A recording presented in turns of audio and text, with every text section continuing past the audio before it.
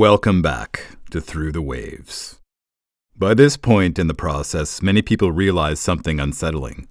The intensity of withdrawal is no longer just shocking, it's disorienting. You're no longer asking only, why does this hurt, but why does nothing feel anchored anymore? This episode is about that loss of orientation and why it happens and when the nervous system is under extreme strain. One of the most disturbing changes during withdrawal is the loss of basic sense of safety. This isn't fear tied to an event.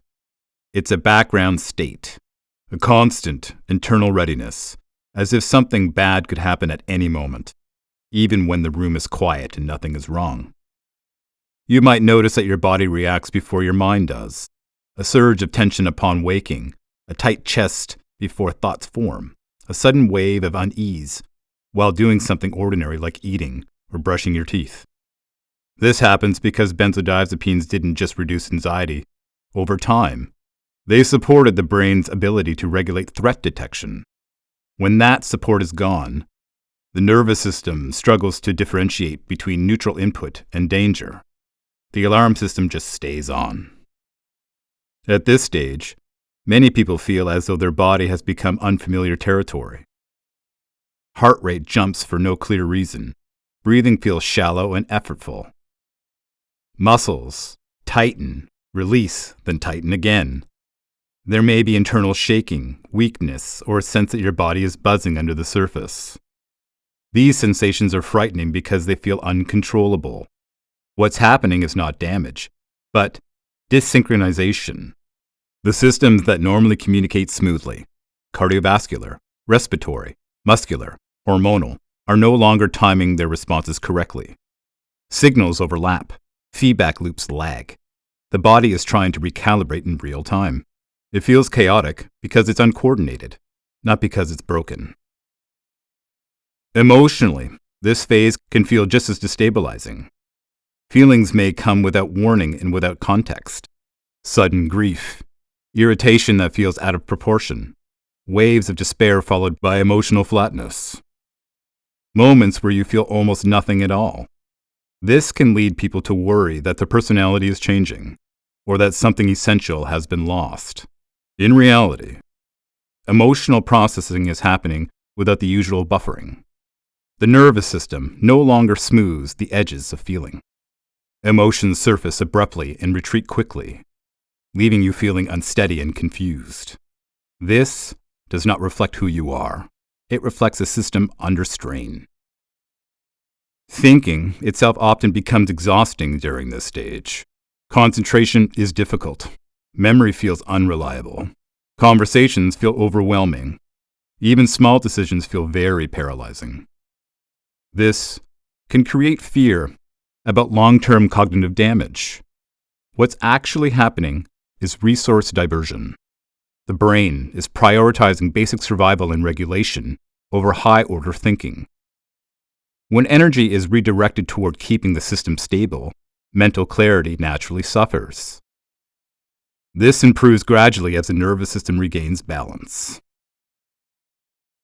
Another subtle but painful change is the way time feels distorted.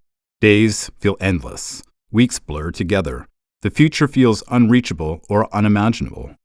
You may find it impossible to picture yourself feeling well again, not because you believe you won't, because the capacity to imagine relief is temporarily offline.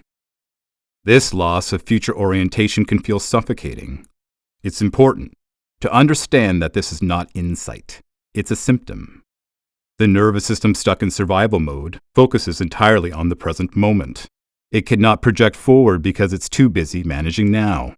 The inability to feel hope does not mean that hope is gone. If your experience has been long, intense, or unrelenting, this episode holds space for you as well. Extended exposure, high doses, and cumulative stress can prolong nervous system instability. Recovery in these cases often unfolds quietly, without dramatic milestones. You may not feel better, but you may notice that certain symptoms no longer dominate every hour, or that reactions soften slightly, or that you can tolerate things that were once unbearable. These changes are easy to dismiss, but they matter. Healing does not always announce itself. Sometimes it whispers. As regulation falters, many people begin to question who they are beneath the symptoms. If this is my experience now, what does that say about me? If I can't feel like myself, is that self gone? Withdrawal can temporarily strip away confidence, motivation, and familiarity. It can reduce life to endurance. This feels like loss. But what is happening is not erasure. It is suspension. The parts of you that feel absent are not destroyed. They are inaccessible while the system is overloaded. As stability returns, access returns. This episode is not meant to comfort you with platitudes. It is meant to give you context. Your nervous system has lost its bearings, but not its capacity to reorient. What feels like chaos is a system searching for equilibrium without its usual supports. You are not doing this wrong. You're not behind. You're not failing to recover. In the next episode, we move from understanding to practical survival, to how to live inside the state without escalating symptoms, how to reduce friction, and how to protect a system that is already working as hard as it can. Remember, you are still here, and that is evidence of resilience, even if it doesn't feel like it yet.